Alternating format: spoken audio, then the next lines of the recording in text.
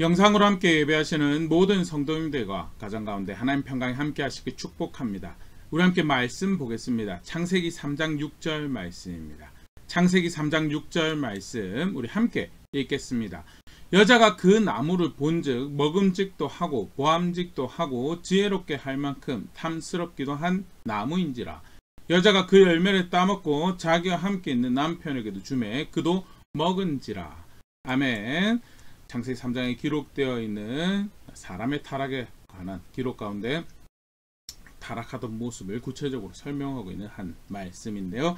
오늘 창세기 3장에 기록되어 있는 사람의 타락에 대해서 함께 살펴보며 또 그것을 통해 확인하고 있는 신화의 모습들 다시 생각해 보도록 하겠습니다. 성경을 딱 처음 펼치면 이야기가 그렇게 시작을 하였죠. 하나님께서 세상을 시작하였다고.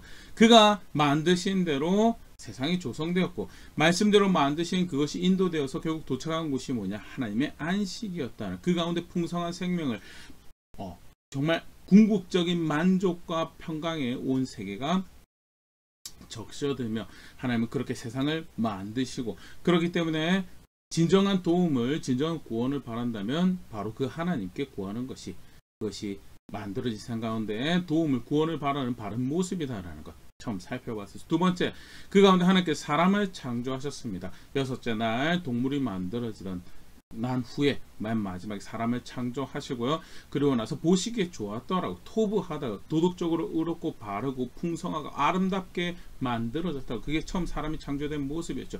그리고 더불어서 남자와 여자를 창조하시고 하나님의 형상으로 창조하셨다라는 것이, 다스리시는 하나님이 계시는데 하나님의 형상으로 만들어졌다는 것은 무엇을 의미하는가 우리 지난 시간에 살펴봤었는데요.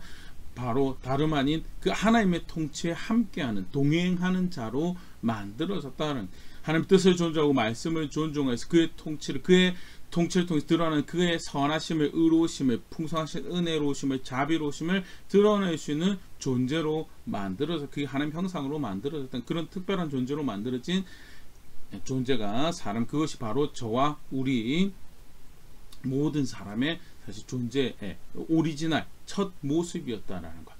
그러고 난 다음에 그 다음에 성경에서 가르치는 것이, 근데 그 사람이 타락했다는 모든 문제적 모습의 근원이 어디서 등장했는가를 오늘 창세기 3장에서 함께 살펴볼 수 있는데요. 창세기 2장 8절에 하나님께서 이 타락한 장면 앞서서 장면에 대한 소개를 이렇게 하고 계십니다. 창세기 2장 8절, 여호와 하나님이 동방의 에덴에 동산을 창설하시고 그 지으신 사람을 거기 두시니라. 하나님 형상으로 만들어진 사람을 동방의 에덴이란 곳에 하나님께서 하나님의 동산을 만드시고 거기에 사람이 지내도록 했다는, 소위 이제 한국말로는 에덴 동산이라고 하는데, 에덴 동산이라는 곳은 어떤 곳인가? 그냥 장소적인 측면에서 에덴에 동산이라는 곳을 만드셨구나라는 그런 이해로도 될 수 있지만요, 성경 안에서 에덴 동산은 그거보다 좀 더 특별한, 단순히 어떤 특정한 장소 이상의 의미를 우리 앞에서 살펴봤지만요, 만드신 세계가 하나님의 질서 가운데 존재할 때 모든 것이 조화를 이루고 풍성한 생명과 평강을 누리는 자리에 있었다라는, 그것을 사실 상징한 대표적인 장소로 등장하는 것이 에덴 동산이에요. 그래서 에덴 동산은 단순히 태초에 사람이 거기에 지냈더라 그 이상의 의미를 가지고 있는 상징적인, 바로 하나님의 온전한 통치 가운데 생명을 누리는, 풍성함을 누리는, 진정한 하나님의 평강을 누리는 장소로 소개되어진 곳이 에덴 동산이죠. 다르게 표현하면요, 하나님 나라의 예표적인 그런 장소로 소개되어진, 예표적인 어떤 상태로 표현되어진 곳이 에덴이더라라는 것. 이사야 51장 3절에서 그런 걸 볼 수 있는데요. 나 여호와가 시온의 모든 황폐한 곳들을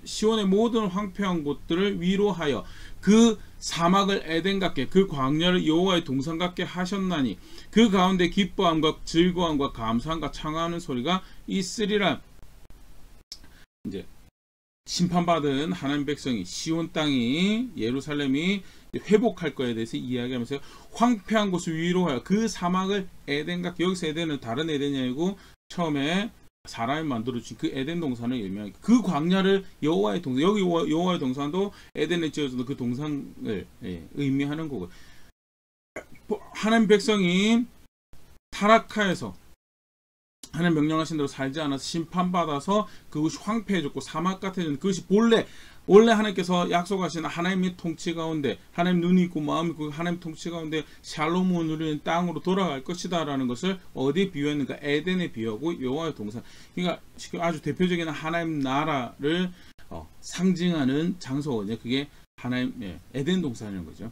하나님 거기에 아담과 하와, 이제 첫 사람, 남자와 여자를 살게 하시는데요. 에덴 동산에 대해서 이 표현이 조금 더 설명이 좀 등장하는 것들을 보면 창세기 2장 9절 말씀 보면 여호와 하나님이 그 땅에서 보기에 아름답고 먹기에 좋은 나무가 나게 하신 에덴 동산에 보기에 좋고 먹기에 아름다운 나무가 있었으며, 그러면서 동산 한가운데 생명나무와 선악을 알게 하는 나무도 있더라. 동산 한가운데 생명을 알게 하는 나무와 선악을 알게 하는 나무도 있더라. 나무들이 풍성함이 있고 그것이 과실을 맺고 정말 하나님 통치 가운데 조화와 생명을 또 평강을 누리는 아름다운 모습들이 펼쳐진 곳이 에덴 동산인데, 그런데 흥미롭게 하나님께 설명하신 중에 그 한가운데 생명나무와 선악을 알게 하는 나무가 있더라.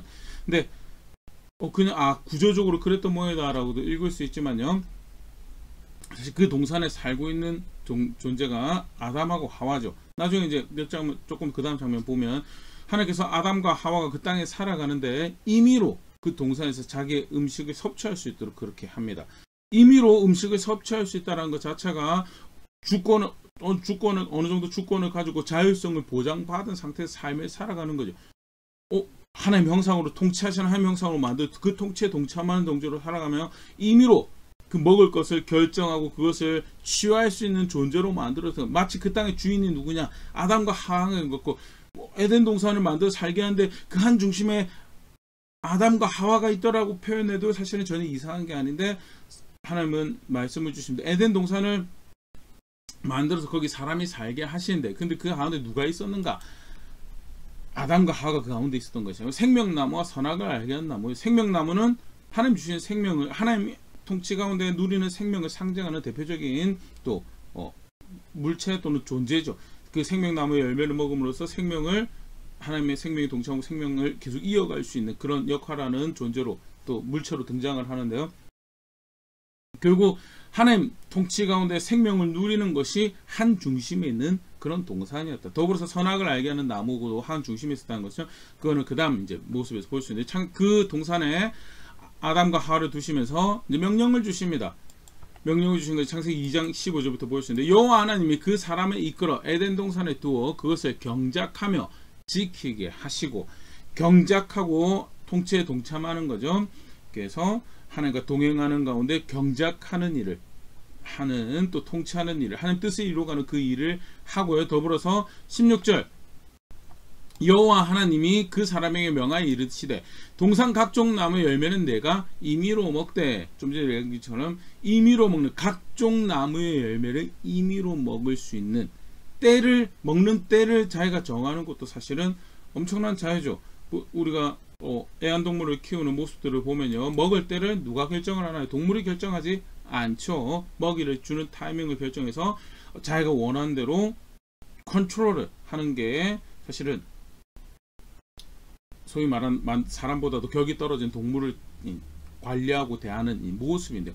그런데 그거보다 훨씬 더 큰 갭을 가지고 있는, 존재적으로 큰 갭을 가지고 만드신 하나님과 만들어진 사람의 관계인데, 근데 그 만들어진 사람이 동산에서 살아갈 때 각종 열매를, 내가 먹고 싶은 것을 내가 임의로 결정해서 먹을 수 있다는 것, 마치 주인과 같은 모습인 것 같은 그런 엄청난 위함을, 또 은혜를, 자비를 누리는 장소가 아담에게 주어진 환경이었다는 것 더불어서 볼 수 있고, 그런데 17절 금지가 등장합니다. 선악을 알게 하는 나무의 열매는 먹지 말라. 내가 먹는 날에는 반드시 죽으리라 하시니라 하면서요, 선악을 알게 하는 나무의 열매를 먹지 말라라는 명령을 주십니다. 그리고 그게 동산 한 중앙에 있었죠. 아까 이야기 드렸던 것처럼 생명, 하나님을 통해서 생명을 누리고 또 하나님이 금지 말라 한 나무가, 그 명령이 한 중심에 존재하는 곳이 에덴 동산이고, 마치 주인처럼 살아가는, 사람이 주인처럼 살아가는 환경이고 장소지만 결국 하나님의 질서 아래 자신을 내려놓아야지 그 생명과 풍성함을 누릴 수 있는 그 환경이 에덴 동산. 그럼에도 불구하고 엄청난 특권을 누린 장소가 에덴 동산이죠. 하나님께서 아담과 하와를 그리로 인도해서 그 에덴에서 살게 하시는데, 그런데 창세기 3장 1절입니다. 그런데 뱀은 여호와 하나님이 지으신 들짐승 중에 가장 간교하니라. 뱀이 여자에게 물어 이르되 하나님이 참으로 너에게 동산 모든 나무 열매를 먹지 말라 하시잖아. 남자 여자를 아담과 하와를 인도해서 에덴 동산에 살게 하시는데, 그런데 그 중에 뱀이라는 존재가 그들에게 나타나서 묻습니다. 동산 모든 나무 열매를 먹지 말라고 하더냐.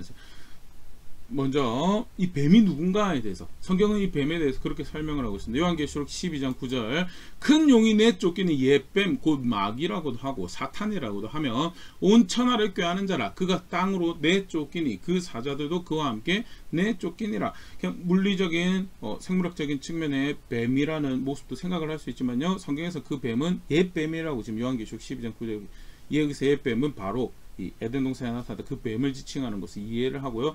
결국 사단이 뱀이라는 모습으로 나타나서 미혹합니다. 미혹하는데 뭐라고 이야기했느냐? 동산 모든 나무 열매를 하나님이 먹지 말라라고 하더냐? 동산 모든 나무 열매를 먹지 말라라고 하면 굉장히 사실은 거기 사람을 살아라고 두시는데 나무 열매 먹지 말라고 하면 선한 존재가 아니죠. 사실 이 사단이 하는 미혹하는 대표적인 모습이 뭐냐? 하나님의 선하심을 의심하도록, 의심의 씨앗을, 생명을 주신 하나님이시고, 생명을 단순히 생명을 주신 것만 해도 큰 은혜고 놀라운 자비로움인데, 생명을 주시고 나는데 큰 특권을, 하나님 형상의 특권을 맡겨서 세상을 살아가도록 존재하도록, 그리고 그 존재의 의미를 그 하나님 앞에서 가지도록 그렇게 사람을 특별하게 만드는 그 만드신 뿐만 아니라 임의로 각종 열매를 먹을 수 있다라는 그런 놀라운 그 하나님 선하심을 사랑 가운데 나타내셨는데 불구하고 뭐라고 묻느냐면 동산 모든 나무 열매를 먹지 말라라고 하더냐라면서 이 여자에게 하와에게 의심의 씨앗을, 하나님이 좋으신 분인가? 그가 말씀하신 게 다 나를 위한 건가라고 하는 의심의 씨앗을 던지죠. 좀 전에 이야기 드린 것처럼 사단이 대표적으로 하는 미혹의 어떤 일종의 이 전략이죠. 하나님 선하심에 대해서 의심에 대한, 마태복음에 기록되는 예수님을 시험하시는 장면에서도 비슷한 모습을 볼 수 있는데, 마태복음 4장 3절 4절 말씀입니다. 시험하는 자가 예수께 나와서 이르되 네가 만일 하나님의 아들이거든 명하여 이 돌들로 떡덩이가 되게 하라. 그래서 하나님의 아들이거든 돌도 떡덩이가 충분한 능력과 권위를 가지고 있으면 당장 네가 필요한 것이 있는데 그것을 지금 하나님이 공급을 하시지가 않고 있고, 그런 상황에서 네가 그런 능력과 권위를 가지고 있으면 돌로 떡을 만들어서 네 필요를 채워라라는 거, 사실 그렇게 큰 문제가 되지 않은 것 같아요. 그런데 그 이면에 깔려있는 것이 뭐냐? 하나님이 지금 너의 필요를 채우지 않았고, 그리고 그가 말씀하신 대로 살라고 하는 것이 당장 네가 필요한 것들을 채우지 않는, 그래서 너의 생명을 유지하고 네가 살아가는데 별로 도움이 안 되는 것 같으니 네가 너를 위해서 너의 필요를 채우고 네가 너를 위해서 선택하고 살아가라라고 예수님이 거기에 대해서 그렇게 이야기하시죠. 예수께서 대답하여 이르시되 기록되었으되 사람이 떡으로만 살 것이 아니오 하나님의 입으로부터 나오는 모든 말씀으로 하나님 선하신 분이시고 그의 말씀을 따라 살아가는 것이 사람이 생명을 영위하는 방법이고, 내가 그렇게 힘이 없고 능력이 없는 건 아니지만 내가 나를 위한다고 내 임의로 뭔가 선과 악을 계산을 결정해서 그럴 필요가 없다라고 하나님 말씀에 그 입의 말씀으로 산다라고, 생명을 영위한다라고 이야기하는 것으로 미혹을 뿌리치는 모습을 볼 수 있고요. 어떻게 예수님이 미혹했냐? 하나님 선하심에 대해서 의심하는 의심의 씨앗을 던져 넣는 정황을 볼 수가 있고요. 에덴 동산에서도 동일한 일이 발생을 합니다. 좀 전에 얘기 드렸던 것처럼 전략적으로 그런 일을 하죠. 하나님의 선하심을 의심하도록 씨앗을 던지는데, 더불어서 그 방법에서 어떻게 했느냐? 하나님 말씀을 왜곡을 하죠. 성경에서 사단이라는 존재를 그렇게 소개를 하고 있습니다. 요한복음 8장 44절 너희는 너희 아비 마귀에게서 났으니 너희 아비의 욕심을 행하고자 하느니라. 그는 처음부터 살인한 자여 진리가 그 속에 없으므로 진리에 서지 못하고 거짓을 말할 때마다 제 것으로 말하느니 그는 거짓말쟁이요 거짓의 아비가 되었음이라 하면서, 하나님 백성이고 하나님 사랑한다고 하는 율법 선생들이, 바리새인들이, 종교 지도자들이 오히려 하나님 아들을 대적하는 정황에서 너희가 하나님으로부터 탔으면 그럴 수 없다라고, 약속 하나님 앞에서 바른 신앙이 있다라고, 아브라함의 후손이라고 하면서 이럴 수 없다고, 그러면서 오히려 그들이 진리를 거스르는 마귀를 따르고 있음에 대해서, 그러면서 그 마귀의 존재에 대해 설명하신 것이 그가 거짓의 아비다라고, 진리가 그 속에 없고 진리에 서지 못하고 거짓을 행하고 그 거짓의 압이라고 하는 존재가 사단이고요. 오늘 우리가 보고 있는 이 장면에서도 아까 살펴봤지만요. 에덴 동산에 두시면서 각종 나무의 열매를 먹으라라고. 먹을 수 없는 건 하나밖에 없어서 먹을 수 있는 게 훨씬 많았어요. 그럼에도 불구하고 뭐라고 해야죠? 모든 나무의 열매를 먹지 말라고 하더냐라면서 기존에 하나님 주신 말씀을 뒤트는 그런 명령을 이야기를 하고 있는 정황을 우리가 보일 수 있죠. 하나님 그런 분이 아니시죠. 우리 오늘 장면에서 보던 것처럼요. 각종 나무의 열매를 선택할 자유를, 그 자주성을, 그리고 그렇게 하나님 형상인 것을 그렇게, 그럼에도 불구하고 너네가 토부하게 하나님에 의해서 만들어졌기 때문에 바른 선택을 만들어갈 그런 존재로 그들 권리를 존중하시는 그런 정황도 볼 수. 하나님 충분히 선하신 분이, 그럼에도 불구하고 말씀을 살짝 비틀어서 마치 하나 금지한 것이 모든 것을 금지한 것처럼 여기게끔 의심의 씨앗을 그렇게 던지죠. 진리를 뒤틀어. 사실은 이때 미혹을 받았던 여자가 정확하게 하나님 말씀을 예수님처럼 이해하고 또 그것을 기준 삼아서 이야기를 했으면 어쩌면 창세기 3장의 이 미혹은, 이 타락의 사건은요, 여기서 그 미혹은 깨지고 타락은 없던 사건으로 이해될 텐데, 안타깝지만 첫 사람이 선택했던 것은 창세기 3장 2절 3절 여자가 뱀에게 말하되 동산나무의 열매를 우리가 먹을 수 있다는 것 이야기합니다. 그런데 3절 동산 중앙에 있는 나무의 열매는 하나님의 말씀에 너희는 먹지도 말고 만지지도 말라 너희가 죽을까 하노라 하셨느니라. 동산 중앙에 있는 나무의 열매는 선과 악을, 소위 선악과라고 그러죠. 선악과 열매를 먹지 말라라고 했는데 거기에 뭐요? 만지지도 말라라고요. 하나님 만지지 말라라고 하신 이야기는 하신 적이 없죠. 자기 마음대로 더합니다. 하나님 말씀을 정확하게 알고 정확하게 이해하고 있지 않았어요. 더불어서 죽을까 하노라는, 죽는다고 해야지, 정령 죽는다고 한 일에 대해서 뭐라고요? 그 죽는다고 한 일의 그 심각성을 슬그머니 감아줘. 이게 성경에서 그 다음에 이제 신명기도 그렇고 요한계시록에도 볼 수 있는 그런 표현이죠. 자기 마음대로 더해요. 만지지 말라는 걸 더하고 또 자기 마음대로 빼요. 죽는다고 한 것을 죽을지도 몰라라고 하셨다라고. 정확하지 않는 이해가, 정확하게 알지 않는 모습이 결국 뭐가 돼요? 미혹 앞에서 틈이 되는, 미혹 앞에서 스스로를 지키지 못하는 그런 모습이네.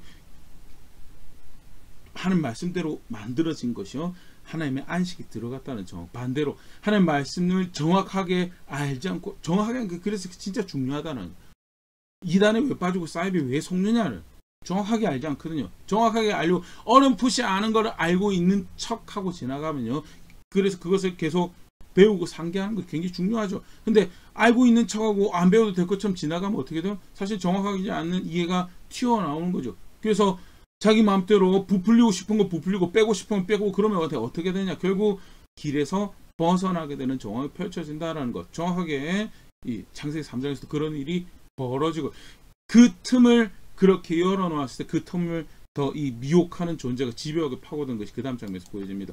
창세기 3장 4절 5절 뱀이 여자에게 이르되 결코 죽지 아니하리라. 너희가 결코 죽는다고 말씀하시는데 죽을까 하노라라고 그렇게 어렴풋한 이해를 가지고 있으니까 거기에 더 흠집을 내는 거죠. 그러면서 하나님 말씀을 부정을 하고 또 다시 한 번 더 던집니다. 하나님의 선하심에 대해서 의심을요. 너희가 그것을 먹는 날에는 너희 눈이 밝아져 하나님과 같이 되어 선악을 알 줄 하나님이 아심이라. 하나님과 같이 될 것, 하나님이 정말 좋은 거를, 하나님과 같이 될 수 있는 거를 남겨놓고 마치 주지 않은 것처럼. 근데 사실 이 3장 5절 말씀 정말 기가 막힌 속임이거든요. 이미 하나님의 형상으로 만들어졌어요. 이미 하나님의 형상으로 하나님께서 다 주신 거예요.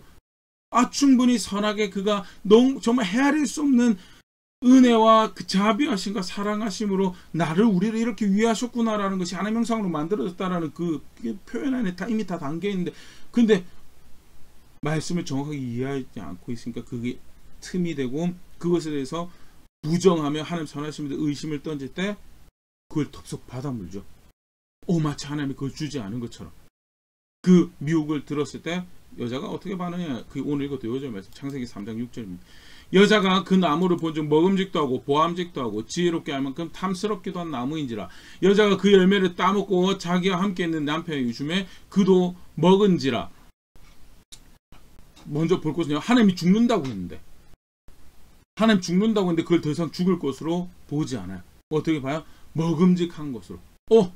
죽는다고, 이게 하지 못할 짓이 아니고 해도 될지도 모르겠다. 아니 오히려 이게 나에게 유익이 될지도 모르겠다라고 그렇게 이해하는 정황이 펼쳐지는 거고요.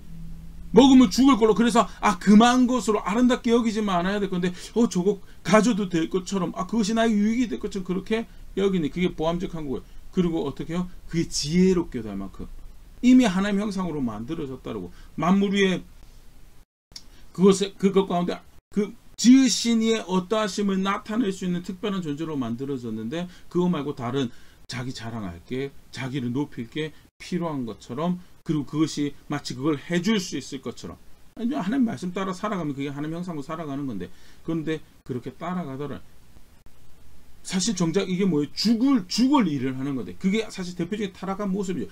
로마서 1장 32절에 바울이 그렇게 설명을 합니다. 그들이 이 같은 행하는 자는 사형에 해당한다고 하나님께서 정하심을 알고도 자기들만 행할 뿐 아니라 또한 그런 일을 행하는 자들을 옳다 하느니라. 죽는다고 한 일에 대해서 죽을 일로 여기지 않는 타락의 대표적인 모습이. 근데 그게 어디서 펼쳐지느냐? 이제 첫 사람이 처음 타락할 때 그게 그렇게 펼쳐지더라는. 자기 책임질 거, 이것이 하나님 백성이라면 살아갈 모습이고, 그것이 관계 안에서 이것이 해야 될 모습이다라고 이야기를 하고 가르치는데 도망쳐요. 대표적인 혈연관계에서 또 책임있게 자신의 자리를 지켜야 될 것, 남편에 대해서, 아내에 대해서, 자식에 대해서, 부모에 대해서 지켜야 될 것들을 신앙을 갖고 있다라고 하면서 그렇게 도망가는 이들 하죠. 그래서 바울이 디모데에 편지하면서 굉장히 강력하게 얘기해줘. 그거는 믿지 않는 것보다 더 악한 일이다라고 이야기하면서, 말씀 안에 있다라고 하면 책임져야 될, 관계 안에 책임져야 될 일들에 대해서 책임지고 살아내야 될 거예요. 참고 인내하고 살아내야 될 거에 대해서 더 강경하게 이야기한 정황들을 볼 수가 있는데요. 근데 그 죄의 무게를 어렴풋이 하면서 가볍게 만들고 하는 일이 발생하죠. 결국 그래서 뭐예요? 죽을 일로 여기지 않고 오히려 그게 욕심을, 그걸 향할 갈증을 품고 열정을 품어도 될 일처럼, 사실 동일한 게 요한 2장 16절에 타락한 인류의 모습에서 요한이 그렇게 설명을 하고 있습니다. 요한일서 2장 16절, 이는 세상에 있는 모든 것이 육신의 정욕과 안목의 정욕과 이상의 자랑이니 다 아버지께로부터 온 것이 아니요 세상으로부터 온 것이. 타락한 이 모습이죠. 다른 하나님께로부터 온 지혜가 아니고 세속적인 꾀를 쫓아 살아가는 것. 그게 뭐야? 육신의 정욕. 우리가 봤던 창세기 3장 6절에는요 먹음직하고요. 저걸로 배를 채우면 입도 죽고 배도 죽을 것 같아. 육신의 정욕. 안목에 보암직하고 이생의 자랑. 그것을 지혜롭게 나를 더 높이고 나로 더 위대한 존재가 할 게 아니죠. 근데 그렇게 설명하는데 그건 하나님께로부터 온 지혜가 아니고, 근데 안타깝지만 하나님 말씀을 정확하게 알고 있지 않고 정확하게 이해하고 그것을 더하거나 자기 마음대로 더하거나 빼지 않고 자기 마음대로 강조하거나 자기 마음대로 또 느슨하게 하지 않고 그렇게 알고 살아야지 하나님 형상으로서 마땅히 살아갈 모습을 살았는데, 그렇지 못한 여자가, 그렇게 못한 사람이 결국 그런 자리로 그렇게 해서 어떻게 해요? 열매를 따먹고 창세기 3장 7절에 그렇게 표현하죠. 그들의 눈이 밝아져 자기들이 벗은 줄 알고 무화과 나무 잎을 엮어 치마로 삼았더라 하면서, 눈이 밝아져 자기가 벗은 줄 알고, 학자들이 그렇게 하는데 여기가 3장 7절을 벗고 사는 게 좋다라는 것을 이야기하는 것이 아니라, 하나님이 벗은 상태로 만들어 놓고 그것이 아름답다라고 이야기를 했는데 그것을 보고 하나님 말씀을 존중하지 않는 거죠. 자기들 마음대로 판단하는 거죠. 궁극적으로 이 일은 결국 어디서부터 비롯된가? 하나님 말씀을 정확하게 알지 않고 자기 마음대로 이해하고 결국 그것이 틈이 되어서 자기 마음대로 생각하고 판단해서 결국 자기 길로 간 것이 문제가 되고,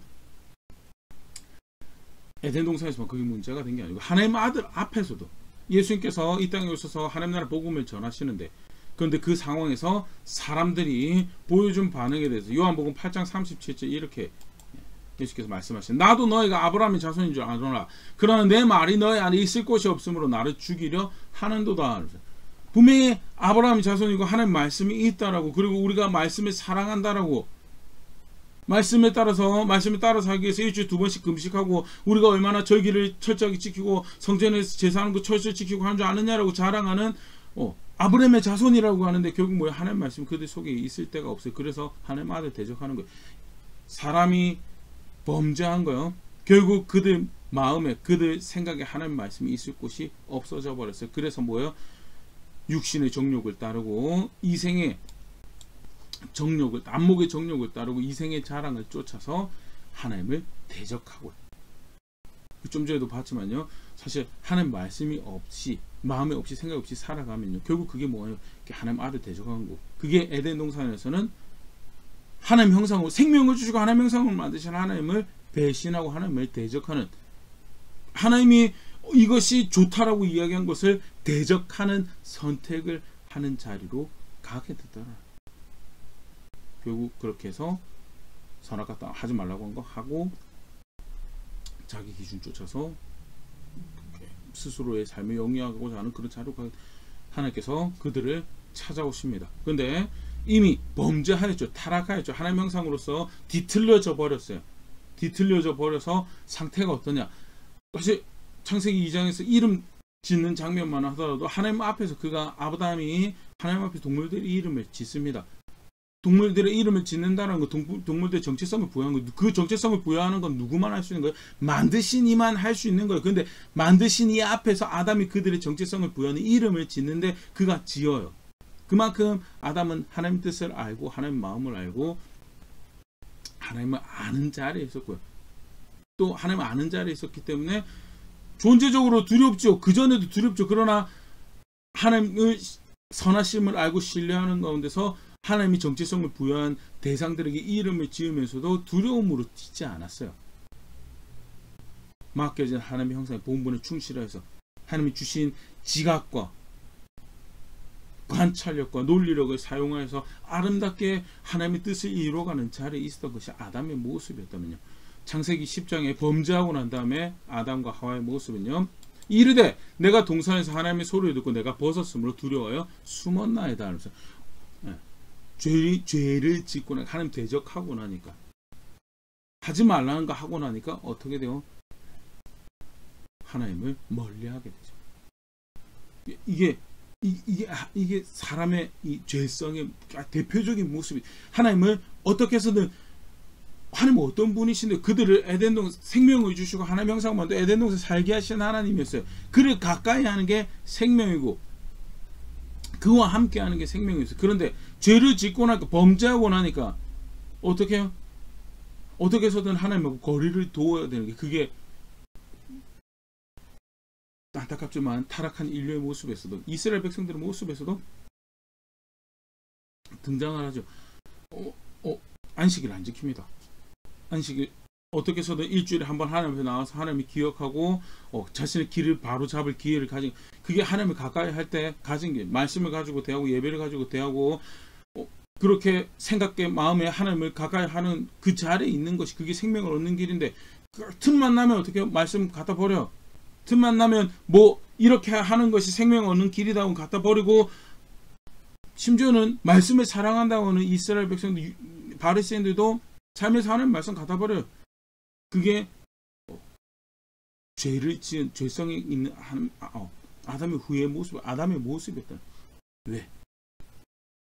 그게 자기를 위하는 것 같잖아. 그 죄인으로서 어쩔 수 없이 가지게 되는 두려움이 발생을 한 것이, 그게 저주 같은 모습으로 이제 성경에서 발견, 창세기 3장 10절 뿐만 아니라 또 일그러지고 뒤틀려져 버린 모습으로 하나님께서 왜 그걸 따먹었느냐라고 아담에게 물어보실 때, 창세기 3장 12절에 아담이 이르되 하나님이 주셔서 나와 함께 있게 하신 여자 그가 그 나무 열매를 내게 줌으로 내가 먹었나이다. 1차적으로 여자를 원망하죠. 그 여자가 어떤 존재였는데, 내 살 중에 살이요 뼈 중에 뼈다로 나의 반려고 나와 하나가 될 수 있는, 나의 반려가 될 수 있는 유일한 존재라고 찾아낸 존재가 그 여자인데, 그가 사실은 원망의 대상이 되고 저주 그의 잘못으로 내가 피해를 입었나라고 손가락질하는 대상이 돼. 근데 궁극적으로 아담이 이야기하고 있는데 여자도 비방을 하고 있죠. 원망을 하고 있지만요. 하나님은 뭐 하나님이 주셔서 나와 함께 하신 그 여자가 열매를 줌으로 먹어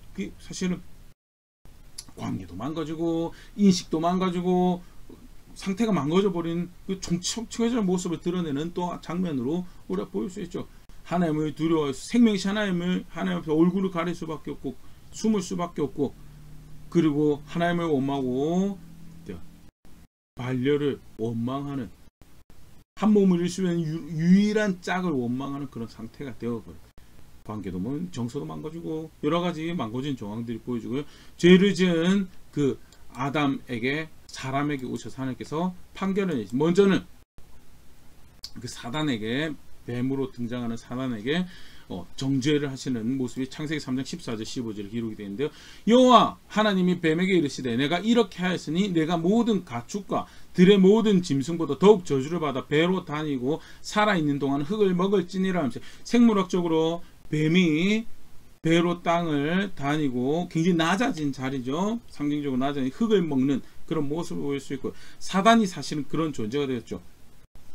물론 사단에 대해서 성경에 뭐 사단은 이런 존재고 이런 배경 가지고 그렇게 구체적으로 가르치지 않습니다. 물론 힌트를 주고 있어요. 요한계시록 같은 경우에도 보면 원래 천사 같은 하늘에 있다 천사 같은 존재였는데 하나님을 대적하여서 그 하나님께서 맡기신 고유의 직을 하지 못하고 쫓겨난 존재라고 그렇게 소개가 되어지고 있죠. 그래서 그 사단은 어떤 존재예요? 하나님 그 통치하신 세상에서 반드시 벌을 받고 멸망할 존재로 여겨지는 게 사단이고요. 사실 창세기 14장 우리 좀 전에 읽었던 뱀에 대한 저주가 또한 문학적으로 그렇게 읽을 수 있는 부분이죠. 가장 낮은 존재로 실제로 사실은 사단이 처음 천사로 만들어졌기 때문에 어떤 여러 가지 특별한 능력들을 수행하는 그런 정황들을 성경에서 우리가 발견을 할 수 있습니다. 그럼에도 불구하고 하나님 앞에서 그는 어떤 존재예요?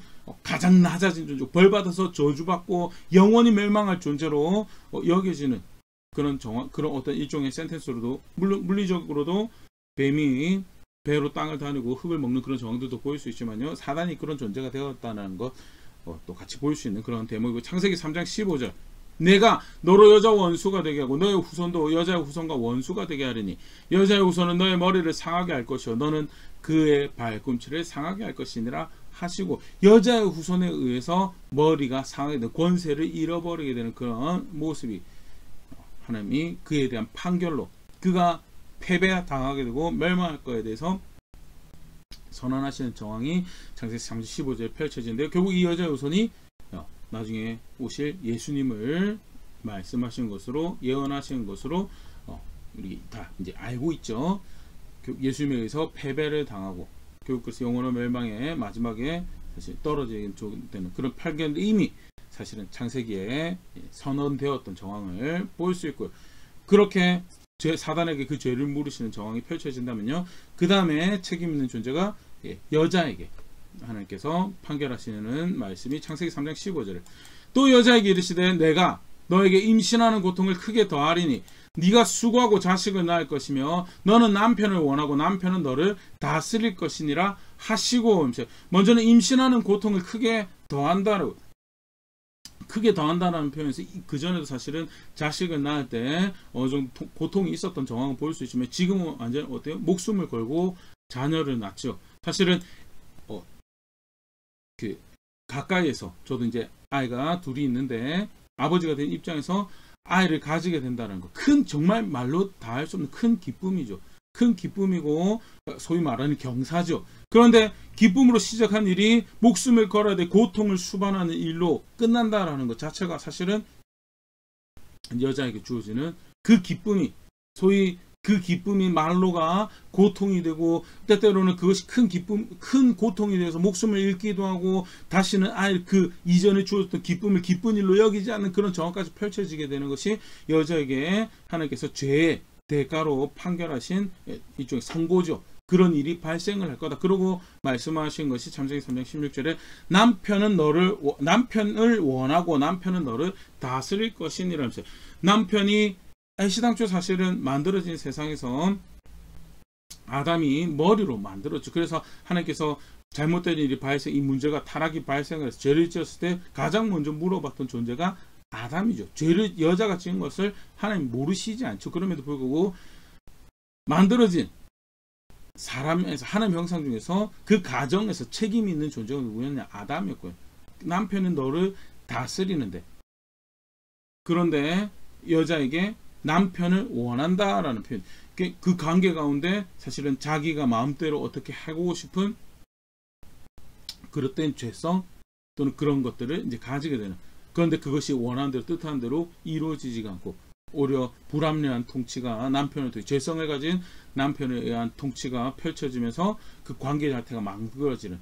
근데 실제로 사실은 인류의 역사를 보면 그런 일들이 굉장히 많이 펼쳐지죠. 많이 펼쳐지는 그런 정황들을 보일 수 있고, 그래서 오히려 가부장 자체를 부정하는 그런 이해도 굉장히 그 문제적인. 아니 사실은 남편을 머리로 정하시고 가장을 남자로 정하신 것은 하나님의 질서였고, 그것이 타락하기 전에는 아름답게 사용되어지는 모습이었다면요, 타락 후에 그것이 그 시스템 자체가 망가지는 그런 정황들도 보일 수, 그 시스템에 망가진 시스템의 큰 희생자로 이제 등장하는 것이 이제 여자, 이 아내에 대한 존재로, 그것이 이제 일종의 죄에 대한 벌로 이제 선언되어지는 그런 정황을 보일 수 있고, 아담에게는 그러면 어떤 일이 벌어지는가? 창세기 3장 17절, 또 아담에게 이르시되 내가 너의 아내의 말을 듣고 내가 너에게 먹지 말란 나무의 열매를 먹었은즉. 제목에 대해서 분명히 이야기하시죠.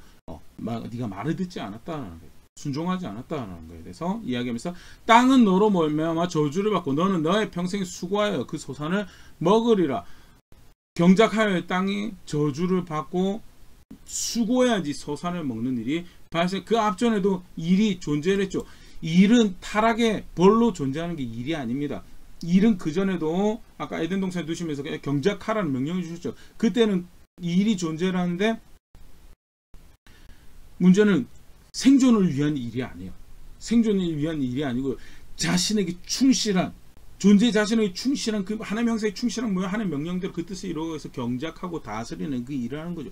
그것은 보람되고 기쁨이 되는 일이었다면요, 저주받은 이후에는, 저주는 죄송합니다, 벌을 받고 난 이후에는 일이 뭐 생존을 위한 일이 됩니다. 간신히 그렇게 허걱 되면서 하루하루 수고해야지 생존을 할 수가 있는 거예요. 근데 그러고 생존을 하고 생존의 환경이 이제 어려워지죠. 그게 이제 땅이 저주를 받았다는 표현을 해야 되는데요. 창세기 3장 18절에 조금 더 그 부분을 이렇게 설명하시면, 땅이 너에게 가시덤불과 엉겅퀴를 낼 것이라. 내가 먹을 것은 밭의 채소인즉. 가시덤불과 엉겅퀴를 내다는 것은 물리적인 모습에서 가시덤불과 엉겅퀴는 몸을 상하게 하는 그런 모습일 수도 있고, 문학적이고 상징적인 측면에서는 사람의 생명을 위협하는 모든 자연재해, 뒤틀려버려 생존하기 어려운 환경들을 포괄적으로 포함하는 그런 말씀으로도 보일 수가 있죠. 문제는 그게 언제 존재하기 시작했냐? 벌 받고 난 다음에. 땅이 사람이 범죄하여서 살아가는 환경이 저주를 받아. 그만큼 사실은 사람이 대표성을 가진 존재였다라는 것도 이 장면에 다시 한 번 더 보일 수 있는 거고요. 그렇게 땅에서 권위를 부여받고 하나님 통치를 드러낼 존재로 만들었던 사람이 범죄하는 걸 통해서 땅도 덩달아 저주를 받고 그 땅에서 생존을 위해서 열심히 일을 해야 되고, 창세기 3장 19절, 내가 흙으로 돌아갈 때까지 얼굴에 땀을 흘려야 먹을 것을 먹으리니 네가 그것에서 취함을 입었음이라. 너는 흙이니 흙으로 돌아갈 것이니라 하시니라. 죽음이 선언이 되죠. 육신의 죽음이 선언이 되죠. 사실은 실제로 여기서 끝나지 않고 영원한 죽음으로, 영원하신 하나님 앞에 범죄하였기 때문에 영원히 심판받아야 될 자리로 가는 것이 사람의 정해진 인생의 모습. 생존을 위해서 열심히 일을 합니다. 살기 위해서, 살아남기 위해서, 소산을 먹어, 땅에 소산을 먹어 살아남으니까 생존을 위해서 열심히 일하는데 그 하루하루가 쌓여서 어디로 가요? 진정한 생명의 성취로 가는? 아니요, 흙으로 돌아가는. 그거는 아담에게, 모든 인류에게 해당한 것이고요. 아담이 그렇게 벌을 받고 사람이 그렇게 벌을 받고, 왜 그렇게 됐느냐? 말씀대로 만들어진 것을 생명으로 이끌어 가시던 그 하나님의 말씀에서 벗어나서 미혹받고 범죄하여서 그렇게 타락해버렸다. 창세기 3장은요, 사실은 어떻게 보면 굉장히 중요한 만들어진 존재와 세상에 대한 이해를 담고 있는 말씀. 살아가는 환경에 상황에 어려움, 관계 가운데 어려움이 발생. 왜 이런 일이 발생을 하는가? 들끓는 나의 죄성을 마주할 때 왜 나는 이렇게 만들어졌는가? 애시당초 만든 하나님 문제가 아니었는가? 아니, 하나님 잘 만드셨다. 토부하게 만드셨다. 그런데 어디서 문제가 발생하느냐? 범죄할 것. 하나님 말씀을 정확하게 알고 정확하게 따르지 않아. 자기 마음대로 더 하고 싶은 거 더 하고 빼고 싶은 거 빼버려가지고 이렇게 하면 죽는다라고 하는데 죽을까 하는, 이렇게 하면 죄다라고 하는데 그걸 그래도 하나님 봐주실 거야. 이렇게 신령한 거 거룩한 거 이걸 더하는 게 신앙이라고 하는 게 사실은 그렇죠. 사실 그게 굉장히 많이 왜곡이 되어 왔었던 부분들 중에 하나죠. 하나님 말씀 따라 살아가는 것이 그 신앙이죠. 예배는 그 중에 한 모습이죠. 물론 예배라는 것이 마음과 생각을 다시 하나님 앞에 세워놓는 시간이기 때문에 실제로 그것이 신앙이라는 삶을 신앙으로 살아내는 것에 순기능을 하고 굉장히 중요한 영향을 미치죠. 그런 측면에서 예배가 강조되는 것은 이해가 되면, 그럼에도 불구하고 예배 자체가 사실은 신앙생활 한 것처럼 이야기하면 삶에서는 진리를 따르고 삶에서는 하나님 따르지 않고 삶에서는 책임 맡은 그 자리에서 도망가고 어떻게 해서든 내 육신 하나 편하게 살아가겠다 그러면서 자기 자존심 지키려고 이것저것 교묘하고 간사하게 다른 사람의 기회를, 다른 사람의 사랑받을 기회를, 시간들을 빼앗고 사람들 조작에 종삼고 하는 그런 정황을 펼치면서 예배 드렸다고 신앙생활 했다라는 그게 뭐예요? 자기 마음대로 더한 거예요. 자기 마음대로 빼고 싶은 거 빼버린 거. 그런 신앙으로 살아가는 게 뭐예요? 그게 사실은 죄된 모습, 그게 타락한 모습, 그게 뭐예요? 하나님 배신하고 하나님을 대적하고 후에 그게 뭐 우리가 간단히 살펴보시면 하나님 아들 대적하는 모습이 사실 그런 모습이고, 실제로 창세기 보면 이게 대적인가 싶지만 사실 그게 얼마나 큰 대적이었는가를 그 하나님 말씀이 마음에 없어서 하나님 아들 죽여버렸던 세대에서 분명히 확인을 할 수 있고요. 그게 결국 모든 문제의 근원이었다. 어떤 나라가 잘못해서, 누가 어떤 개인이 특정 개인이 잘못해서 뭐 그런 부분도 충분히 있죠. 그럼에도 불구하고 모든 문제의 근원이 뭐냐? 그러면 그 나라만 없어지면 되고 그 사람만 없어, 그 정치 체제만 없어요. 그 문화만 어떻게 픽스가 되면 그 모든 문제가 해결. 이 땅에는 진정한 우리의 손으로 샬롬을 이루어낼 수 아니. 모든 문제의 근원은 하나님 말씀을 자기 마음대로 더하거나 빼고, 그래서 그 가운데 자기 나름대로 임의의 선을 만드는 임의의 모습으로 살아가는 것이 그게 문제가 돼요. 그래서 결국 뭐예요? 구원은 뭐예요? 그 말씀으로 돌아오는 것. 진정한 생명 그 말씀으로 돌아오는 것이고,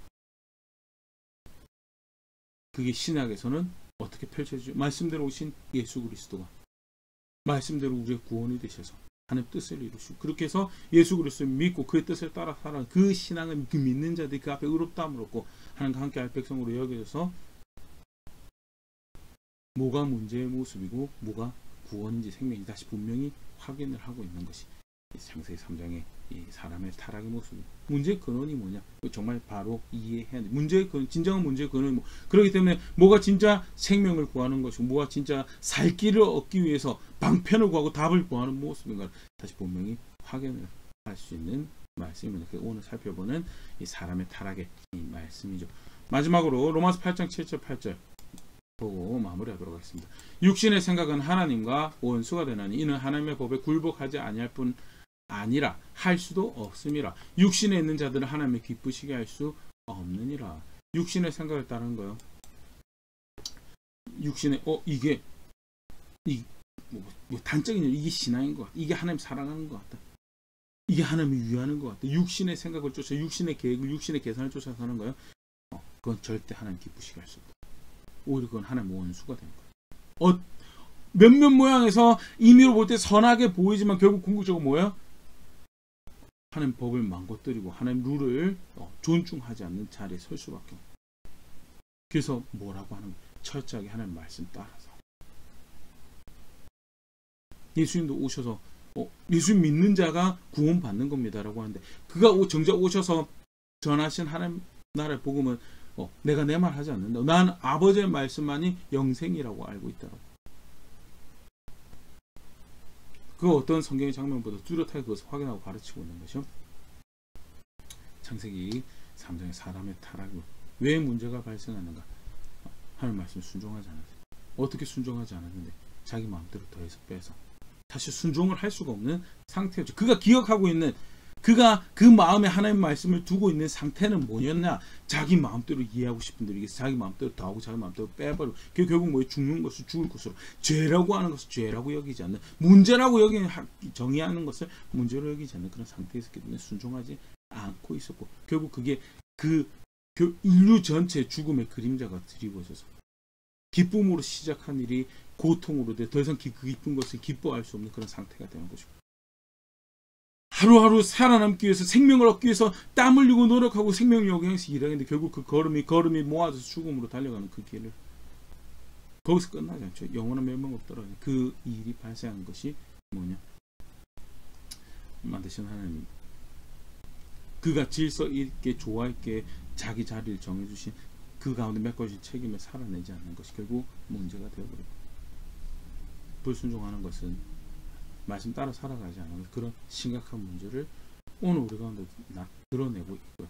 그것은 단순히 그 오늘 내가 살아가는 현장에서만 발생하는 그 뿌리 깊은 우리의 사회를 우리 생활을 이해하는 중요한 한 축.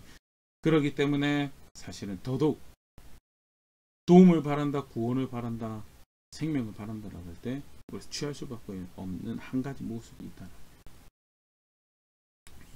예수님 말씀하셨죠. 어떤 학자들이 이제 석회를 하면서 그렇게 표현합니다. 하와가